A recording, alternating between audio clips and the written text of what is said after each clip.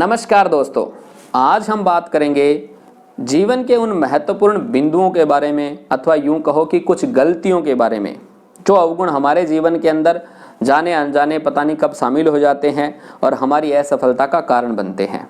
भगवान श्री कृष्ण गीता के 16वें अध्याय के अंदर इसे आसुरी संपदा के नाम से संबोधित करते हैं। अर्जुन को बताते हुए भगवान मानो ये सीधा सीधा पूरे जनमानस को संदेश दे रहे हैं कि जिस व्यक्ति के अंदर ये अवगुण आ गए उन्हें भगवान स्वयं नीच योनियों में डालते हैं, नरक में डालते रहते हैं। नीच योनि नरक कहने का मतलब ये हो गया कि आप अपने काम में एक्सीलेंस नहीं करेंगे, उसके बजाय आप उसमें नुकसान पे नुकसान झेलते जाएंगे, क्योंकि आसुरी संपदा ही तमाम प्रकार के झंझटों का एकमात्र कारण होता है।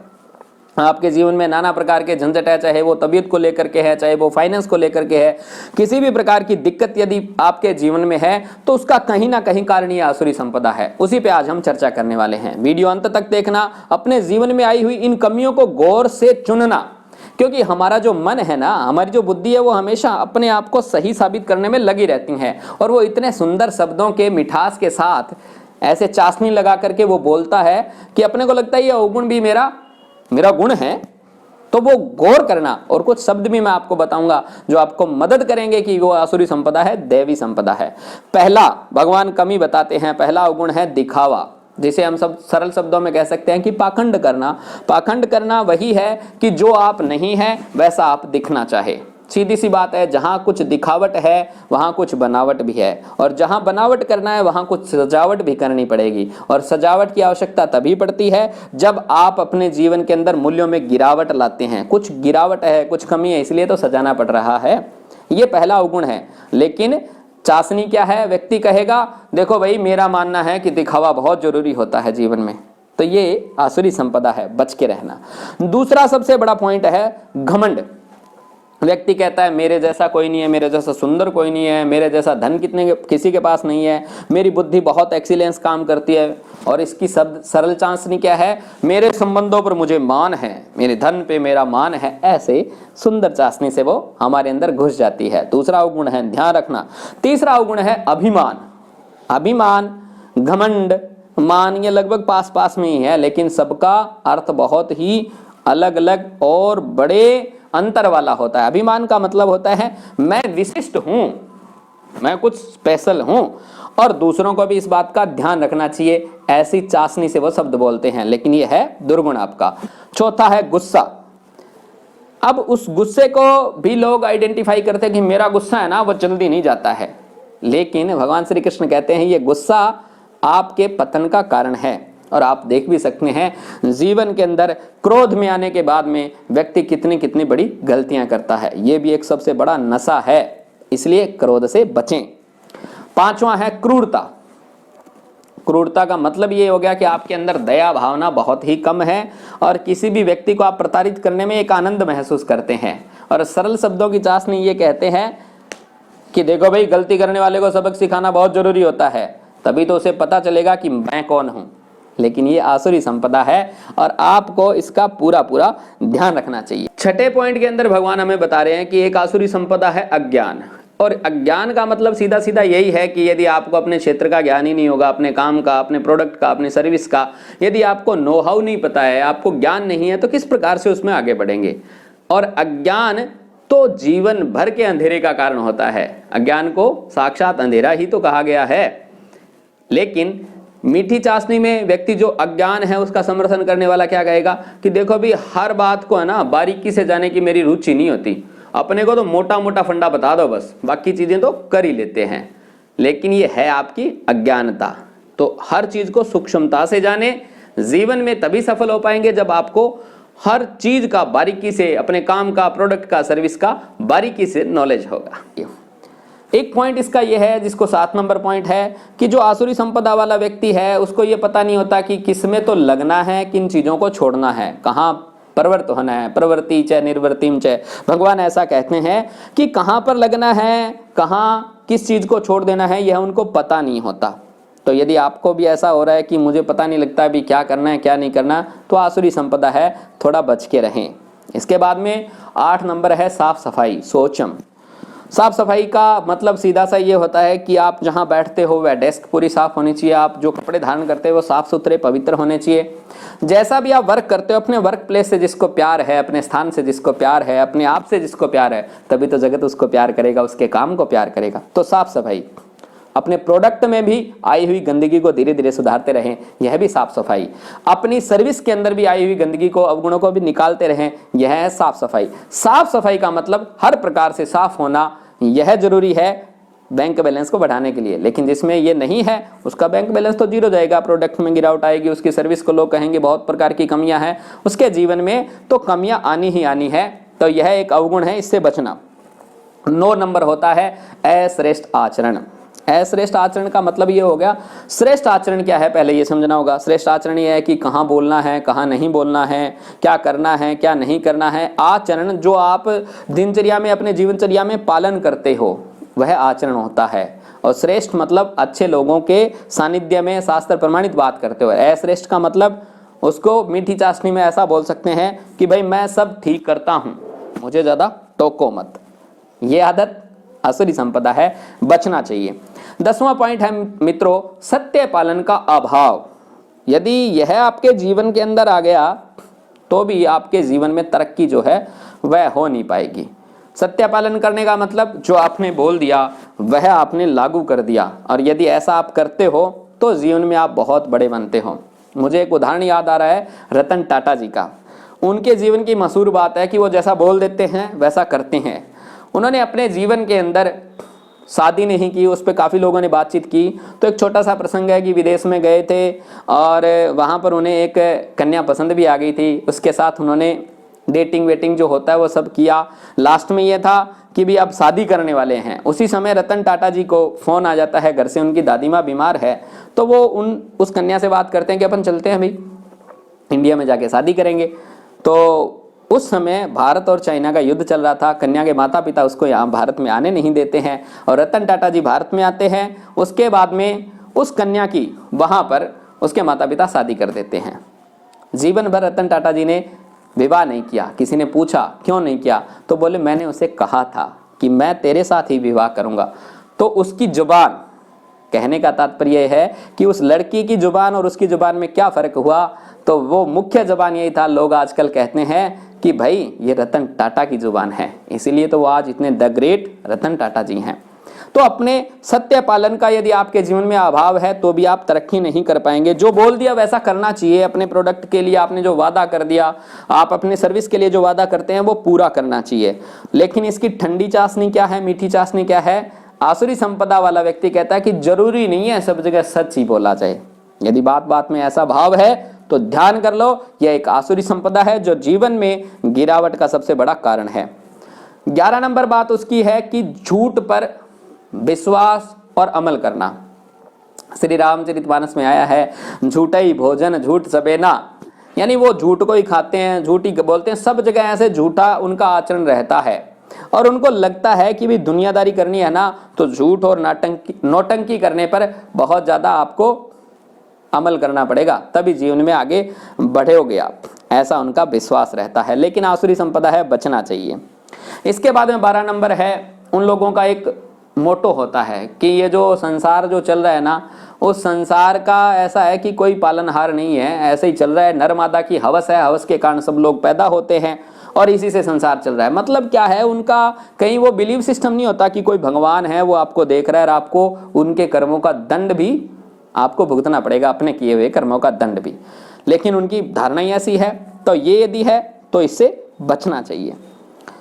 एक उनकी धारणा 13 नंबर पॉइंट भगवान ये बता रहे हैं, वो ये है कि उन लोगों का ये पर्सनली मानना होता है कि अपने को किसी से क्या लेना देना है, खुद का करना चाहिए, अपने मन की होनी चाहिए, बस इसी बात पे वो लगे रहते हैं।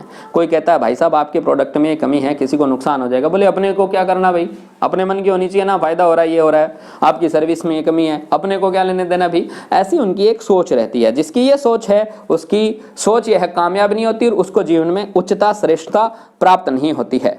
आगे वाली बात भगवान कहते हैं कि ऐसे व्यक्ति जो है कभी ना पूरी होने वाली कामनाओं की चाह के अंदर फंसे रहते हैं। कभी ना पूर्ति होने वाली इच्छा क्या है? सबसे बड़ी है हवस, काम वासना। और उनका ये कुतर्क, चाशनी में भीगा हुआ शब्द ये होता है कि देखो हवस शरीर की जरूरत है, लेकिन मित्रों यह आसुरी संपदा है, आपकी चेतना को इतना अधोपतन वह करती है जिस चेतना से आप एक नई सृष्टि का निर्माण कर सकते हो, जिस चेतना के द्वारा आप एक संसार रचते हो, उस चेतना को जब आप ऊर्ध्व गति पे लेके आते हो तो पता नहीं आप क्या बना देते हो। इस विश्व में, इस जगत के अंदर वही व्यक्ति सफल हो पाया है जिसने अपनी चेतना को सही जगह पर लगा दिया। तो जब आप में ये लस्ट रहती है, 24 घंटे ये भूख रहती है, तो आपकी चेतना अधोपतन को जाती है और आप भी पतन की ओर ही जाने वाले हैं। लेकिन यह आसुरी संपदा है, इसको चाशनी में मत समझे, इसको छोड़ दे और जीवन में आगे बढ़े। आगे वाली बात भगवान कहते हैं, इन लोगों को एक नशा होता है। वह नशा क्या है कि भाई दिखावटी सम्मान के नशे में चूर होते हैं। लोग कहते हैं आइए श्रीमान जी बैठिए बैठिए, उन्हें भी पता है कि इसके मन में इच्छा है या नहीं है, मुझे पता नहीं सम्मान है, लेकिन दिखा तो रहा है, तो उनको आडंबर चाहिए कि मेरा सम्मान हो, मेरा सम्मान हो। चाशनी ये है उनके शब्दों की, भाई देखो मैं सम्मानित व्यक्ति हूं, मेरे सम्मान का सबको ध्यान रखना चाहिए। 16वां जो सबसे बड़ा अवगुण है उसके लिए भगवान कहते हैं मोहाद घृत्वा असद्ग्राहा प्रवर्तन्ते असुचिव्रताः। अर्जुन को समझाते हुए भगवान कहते हैं कि अर्जुन, ये ऐसे लोग होते हैं जो मोह के कारण, मोह यानी कि भ्रम में आकर के मिथ्या आचरण, गलत सिद्धांत को पकड़ते हैं और प्रवर्तन्ते असुचिव्रताः, गलत कामों को करने लग जाते हैं। मतलब उनको ऐसा कोई झूठ मूठ का अंदर से कोई ऐसे वहम हो जाता है कि यही चीज सही है। जैसे उदाहरण के तौर पर यदि आप देखें तो जितने भी आतंकवादी है वो, अब उनको ऐसा बताया जाता है कि आपको ये मिलेगा वो मिलेगा, तो इस मोह के कारण, मतलब भ्रमित होकर के वो फिर इस जगत के अंदर वह गलत काम करते हैं। भगवान उनके लिए बोलते हैं कि वो मंद बुद्धि, अपना ज्ञान न होने के कारण ना तो खुद को पहचान पाते हैं कि भाई मनुष्य हो, मनुष्यता फैलाओ, जीवन के अंदर सुख को अनुभव करो, लोगों को सुख पहुंचाओ, उसके बजाय भ्रमित हो जाते हैं और फिर गलत सिद्धांत को अडिग रूप से पकड़ा लेते हैं और फिर भ्रष्ट आचरण करते हैं। तो यह एक आसुरी संपदा है, इसका ध्यान में रखना, कौन सा गलत कौन सा सही सिद्धांत है। तो इसके लिए आपको अच्छे संतों के पास, गुरु के पास बैठ करके ये बात अच्छे से जाननी चाहिए। 17 नंबर जो आसुरी संपदा भगवान हमें बता रहे हैं वह है चिंता। और चिंता की यदि बात करें तो राधे श्याम रामायण के अंदर एक बहुत ही सुंदर दोहा आया है। वे लिखते हैं कि चिंता चिता समान है, नर को निर्जीव बनाती है, नर को निर्जीव बनाती है, चिंता जिंदे को खाती है, मुर्दे को चिता जलाती है। जी हाँ दोस्तों, जो मुर्दा है उसको तो चिता जला देती है, लेकिन जिंदा है उसको चिंता जला देती है। इसलिए ये जो आसुरी संपदा है इससे बचना चाहिए। और फिर सीधी सी बात है कि यदि कोई काम आप कर सकते हैं तो आप चाहें तब कर लेंगे, फिर उसकी चिंता क्या करना। और यदि कोई ऐसा काम है जो आपसे होना ही नहीं है, तो जब होना ही नहीं है तो फिर चिंता करके आप क्या कर लोगे। इसलिए इस आसुरी संपदा से हमें बचना चाहिए। भगवान 18 नंबर पॉइंट में हमें बता रहा है कि ऐसे जो आदमी हैं वो हमेशा ऐसे लगते हैं, उनकी एक धारणा होती है विचित्र सी, क्या कि बस हवस पूर्ति और ऐश परस्ती ये ही जीवन का परम सुख है, ऐसी उनकी धारणा होती है। तो आसुरी संपदा है, इससे बचना चाहिए, जीवन नरक हो जाएगा। इसके बाद में भगवान बात बताते हैं कि एक आशा रूपी जो सद्गुण है अपना, वो विकृत जब हो जाता है तो सैकड़ों आशाओं के फंदे में हम फंसे रहते हैं। तो सैकड़ों आशाएं होती है उनके जीवन में, ये हो जाएगा वो हो जाएगा, अपन ये नहीं करेंगे तो अपने आप हो जाएगा, आशा आशा बस केवल। और उसके जो फांसी है ना, आशा रूपी फांसी लगा लेती है। भगवान कहते हैं फंदे में फंसे हैं। तो ये भी एक आसुरी संपदा है। ज्यादा जुड़ से ज्यादा केवल आशा पर टिका रहना, यह भी एक अवगुण है, इससे हमें बचना चाहिए। इसके बाद में भगवान कहते हैं 20वें नंबर पर कि यह जो आसुरी संपदा वो है गुस्सा। ऐसे जो लोग हैं हमेशा जो है ना वो काम वासना और क्रोध की सवारी पर रहते हैं। 24 घंटे लस्ट लस्ट हवस भूख, ऐसे उनके दिमाग में कुछ और रहता ही नहीं, ऐसा कीड़ा रहता है गंदा। और हर समय देखो बस गुस्से में क्रोध में ऐसे रहते हैं। तो इस आसुरी संपदा से अपने को बचना चाहिए। जीवन इसी से सबसे ज्यादा नरक हो जाता है। 21 नंबर पॉइंट है वो ये है कि आसुरी संपदा वाला व्यक्ति कहता है कि भी देखो अपनों को अपनी जरूरतों की पूर्ति के लिए पैसा चाहिए। अब वो कैसे ही आ जाए उससे अपने को मतलब नहीं है। मतलब वो न्याय अन्याय और जो अच्छा है शुद्ध अशुद्ध उससे उसमें नहीं जाते, बस मेरी इच्छा है और उस इच्छा की पूर्ति के लिए धन चाहिए चाहे कैसे भी आ जाए, तो ये एक आसुरी संपदा है, इससे हमें बचना चाहिए। 22 नंबर भगवान पॉइंट हमें बता रहे हैं कि ऐसे जो लोग होते हैं ना, उनकी जो सबसे बड़ी इच्छा रहती है वो रहती है धन को इकट्ठा करने की। इतना धन मेरे पास अभी हो गया, इतना और हो जाएगा, ऐसे कर लूंगा, मतलब हर समय उनकी जो सोच रहती है वो पैसा पैसा पैसा, इसी समय डूबे रहते हैं। और मित्रों, जीवन में मानता हूं मैं पैसा बहुत कुछ है, लेकिन सिर्फ पैसा ही जीवन है, यह थोड़ा सोचने वाली बात है। 23 नंबर भगवान पॉइंट बता रहे हैं, ऐसा व्यक्ति हमेशा ऐसी आसुरी संपदा में रहता है, उसको ये लगता है कि मैं भाई उस विरोधी को तो मैंने निपटा दिया, फलाने को मैं निपटा दूंगा, एक एक करके मैं अपने सारे विरोधियों को ठिकाने लगा दूंगा। अब भाई 24 घंटे आपकी जो अटेंशन है वो केवल विरोधियों पर जा रही है, और होना क्या चाहिए कि आप अपने आप को कैसे बड़ा कर सकते हैं। बचपन में आपने देखा होगा, गुरुजी ने बताया ना कि एक लाइन है, ब्लैक बोर्ड पे लाइन खींच दी है, अब यदि उसको बिना हाथ लगाए छोटा या बड़ा करना है तो सीधा सा उपाय है कि दूसरी बड़ी लाइन पास में खींच दो, तो वह छोटी हो जाएगी, और उसको बड़ा करना है तो छोटी खींच दो। तो वैसे ही हर समय विरोधियों में मत पड़े रहे, अपने आप को कैसे श्रेष्ठ बनाएंगे यह रखें, क्योंकि जो हर समय विरोधियों में रहता है यह आसुरी संपदा है और वह पतन का आपके कारण बनता है। 24 नंबर पॉइंट भगवान कहते हैं कि ऐसा जो व्यक्ति होता है आसुरी प्रवृत्ति वाला, वो कहता है भी कौन है भगवान, मैं ही हूं भगवान, और मैं यहाँ पर सब कुछ करने के लिए आया हूं, तमाम सुखों को भोगने के लिए मैं यहाँ पे पैदा हुआ हूं, ऐसी उसकी ऐसी एक सोच रहती है। 25 नंबर भगवान पॉइंट बताते हैं कि ऐसे जो लोग हैं वो ऐसे होते हैं कि भाई मैं बड़ा ताकतवर हूं, मेरे बड़े मजबूत संबंध है, मेरे से बड़ा कोई नहीं है। यह सोच आसुरी संपदा की है, बचना चाहिए। और 26 नंबर सबसे अंतिम पॉइंट जो भगवान हमें दे रहे हैं वो ये है कि ऐसा जो व्यक्ति होता ना, उसके अंदर एक ऐसी अजीब सी बात होती है क्या कि भाई मैं चाहे वो कर सकता हूं, मैं खूब धन देता हूं, मैं खूब दान करता हूं, मैं सब कुछ करता हूं, और ये विधि है ना, ये कुछ नहीं होती, बस मैं हूं, करता हूं, सही है। मित्रों, यदि आपने अपने जीवन के इन 26 बिंदुओं को सूक्ष्मता से अवलोकन किया और अपने जीवन से दूर कर दिया, तो पक्का मानना कि आप अपने जीवन में बहुत ऊंची ग्रोथ को प्राप्त करेंगे, क्योंकि श्री कृष्ण कहते हैं यही वो आसुरी संपदाएं हैं जो जीवन को नरक बनाती है। तो भगवान श्री कृष्ण इन सभी आसुरी संपदाओं से आपको बचाएं। जय श्री कृष्ण।